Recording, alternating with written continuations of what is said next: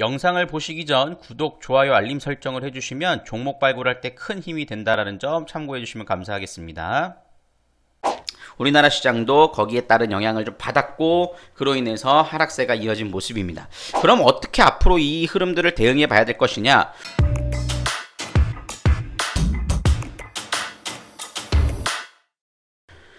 네, 안녕하세요. 이데일리온 서영호 전문가입니다. 여러분들이 금태족이 될 때까지 서영원의 리치 붐은 계속됩니다.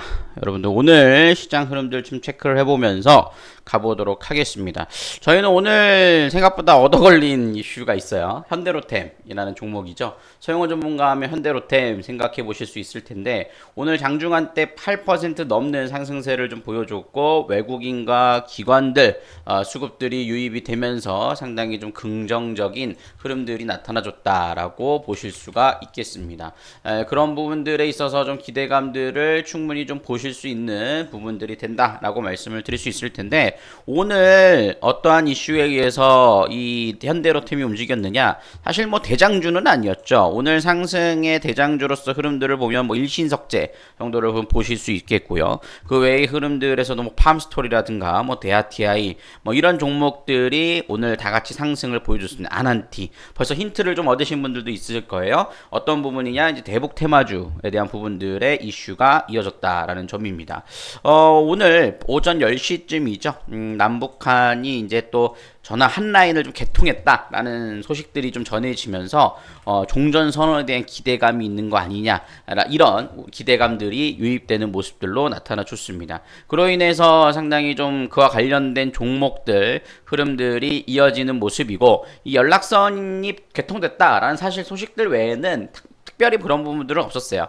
그러니까 여러분들이 이런 부분을 어떻게 진행을 해보셔야 되느냐. 현대로템 같은 경우에는 사실 제가 대북 관련된 이슈로서 드린 종목은 아니잖아요. 그럼에도 불구하고 흐름들을 좀 본 이유는 철도 테마에 대한 이슈가 좋기 때문에 그렇습니다. 실적도 좋고요. 그러니까 그런 부분들에서 얻어 걸리는 흐름들이 나타나주는 게 좋은 흐름들인 거예요. 그렇기 때문에 저희 회원님들도 좀 평락가 높으신 분들은 오늘 일부 좀 매도를 시켜드렸어요. 신규 매수는 지금 자리는 위험하다. 라는 부분들을 좀 볼 수 있겠고요. 요건 현대로템이 아니죠. 현대로템은 저희는 24,400원 정도에 갖고 있어요.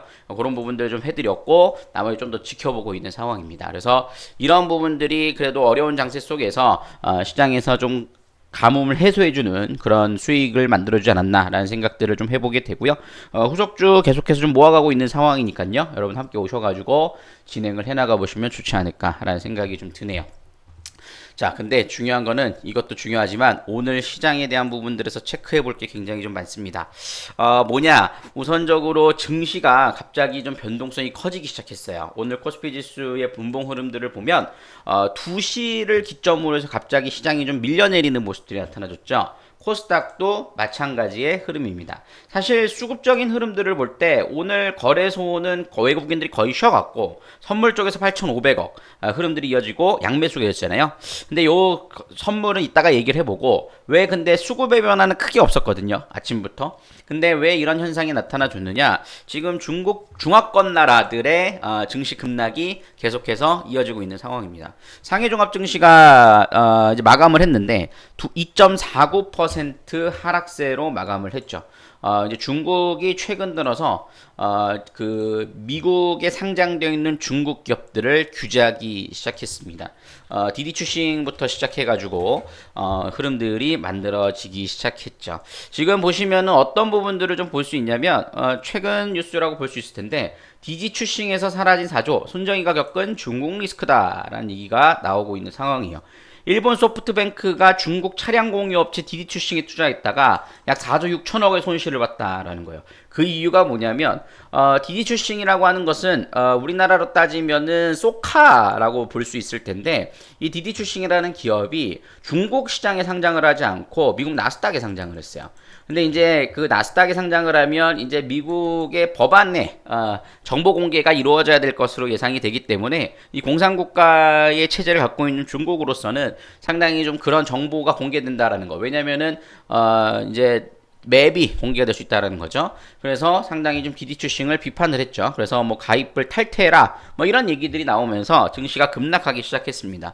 이번에는 이제 중국 정부가 자신의 정부와 맞닿지 않고 서로 협력하지 않고 해외로 나가려는 흐름들을 보이는 교육 컨텐츠 관련된 종목군들에 대해서 규제를 하기 시작했다라는 거예요. 이런 부분들이 정치적인 리스크로 인해서 생각지도 못했던 리스크가 어제 이어서 오늘까지도 이어지고 있는 상황입니다. 상해종합증시가 2.49% 상당히 좀 큰 폭의 조정을 좀 받는 모습이었죠. 아무래도 이제 중국은 경제도 경제지만 이 공산당의 이런 이슈가 더 중요한 것 같아요. 그리고 홍콩 항생지수는요 4.6%나 되는 하락세를 아직도 좀 보여주고 있습니다. 그러다 보니까 미국 선물지수도 S&P 500이 현재 4시 53분 시각 기준으로 0.52% 조정받고 있고 나스닥 100 선물도 0.36% 조정을 받고 있습니다. 나스닥 닥스 지수도 1.15% 조정을 받고 있죠. 이러다 보니까는 시장에 대한 흐름들에 있어서 우리나라 시장도 거기에 따른 영향을 좀 받았고 그로 인해서 하락세가 이어진 모습입니다.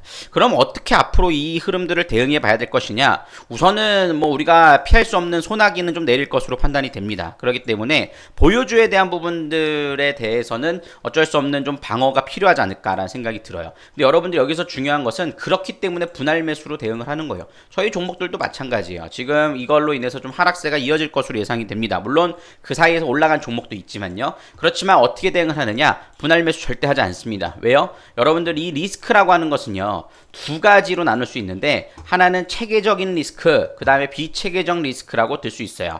근데 이 체계적 리스크라고 하는 것은 쉽게 말하면 시장 위험이고 비체계적 리스크는 쉽게 말해서 종목별 위험입니다. 근데 지금 현재 중국발 이슈로 터져서 지수 전체가 빠지면서 종목이 빠지는 거는 체계적 리스크라고 볼 수 있습니다. 근데 이 체계적 리스크는요, 아무리 우리가 포트폴리오, 그 다음에 분할 매수를 해도 리스크를 소멸시킬 수 없어요. 즉, 이게 자체적인 소멸이 이루어지고 난 후에야만이 대응이 가능하다라는 거죠. 그렇기 때문에 이 체계적 리스크가 발생했을 때 개별 종목들의 대응은 의미가 없다라는 거예요. 여러분들이 뭐 손절할 거 아니면. 그죠? 그렇기 때문에 떨어지는 자리에서 분할 매수하지 마시고 반등이 확인된 다음에 진행을 해나가 보실 필요가 있다라고 말씀을 드립니다. 그 이유에 대해서 또 한 가지 말씀을 드리면 이런 경우에요. 지금 어제 미국 중국 증시에 의해서 지수가 조정을 받았죠. 반면에 미국 증시는 반등을 했어요. 하지만 오늘 수급 자체가 선물에서 외국인 수급들이 아침부터 강하게 들어오는 모습들을 좀 보여줬지만 제가 최근에 말씀드렸던 미결제량이 오히려 감소하는 흐름들을 보였습니다. 즉 이게 매수세가 아니에요. 상승을 바라는 매수세가 절대 아닙니다. 그렇기 때문에 최근 선물 시장에서 어떤 현상을 나타내 주냐면 지난번에 1조 9천억 원도 상승 매수세가 아니라 이 흐름들의 매도를 청산하기 위한 매수가 이루어졌고 어제는 하방 공격의 매도가 이어졌다가 어제 매도된 부분들을 청산하는 8,500억 원어치의 청산 매수가 이루어진 겁니다. 결국에는 뭐냐? 지수는 여러분들 외국인들은 현재 지수에 대해서 리스크 관리를 하고 있다는 거예요. 그러니까 여러분들도 지금은 리스크 관리를 하셔야 됩니다. 외국인들 리스크 관리를 할 때.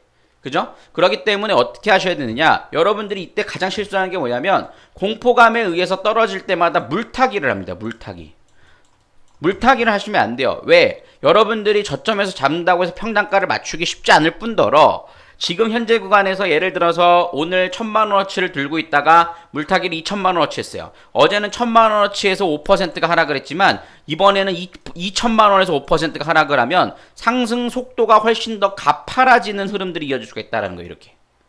그죠?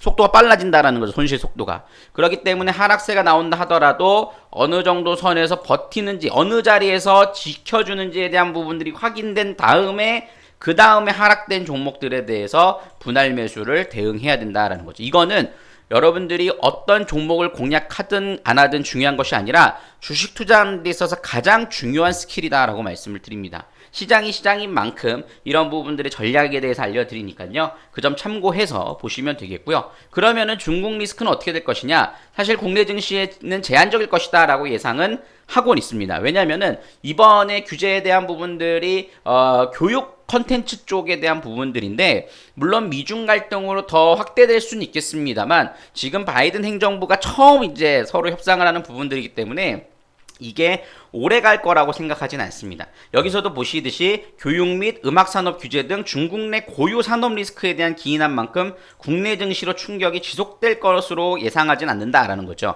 그런 부분들이 있어요. 하지만 그게 여러분들 어느 정도냐? 적어도 하루 이틀 정도는 이어질 수 있다라는 겁니다. 지금 이틀째 이어지고 있는 상황이죠. 그렇기 때문에 종가 기준에서 시장이 돌리는 걸 확실하게 확인되고, 그 다음에 선물 쪽에서 됐든 현물 쪽에서 됐든 청산 매수가 아닌 순매수가 들어오는 흐름들을 보여줬을 때 그때 흐름들을 체크해 보셔야 된다라고 말씀을 드리겠습니다. 그래서 지금은 단기 조정이 시작된 구간이지만 우리가 생각지 못했던 리스크입니다. 그렇지만 그 리스크 또한 우리가 어느 정도는 대응의 영역이 필요하다라는 점들을 말씀드릴 수가 있겠고요. 그 대응이 여러분 혼자서 어렵다 하시는 분들은요, 카톡방에 들어오셔가지고 제가 장중에 피드백을 드리고 있습니다. 오늘 같은 경우를 보시면은 제가 오늘 어떻게 피드백을 종목 상담도 진행해 드리지만 이런 식으로 제가 올려드렸어요. 현재 홍콩 항생지수 하락으로 인해 재차 시장 탄력이 둔화되는 흐름입니다. 수급에 있어서 큰 변화는 없으며 환율 역시 큰 변화는 아직 없는 상황. 현재 글로벌 시장 영향에 받은 모습이고 홍콩 항생의 약세가 어느 정도 일단락되면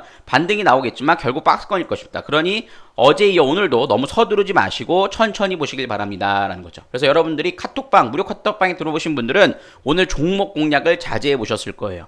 그러니까 이런 부분들도 여러분들 리딩의 일환이다 라고 생각해 보실 수 있을 테니까요. 여러분 함께 오셔가지고 진행을 해나가 보시면 되겠습니다. 제가 영상에 여러분들 참여 코드와 여러분들 URL 올려드리도록 할 테니까요. 들어오셔가지고 함께 리스크 대비해 보시길 바라겠습니다. 자, 여러분들이 금태족이 될 때까지 서영원의 리치붐은 계속됩니다. 감사합니다.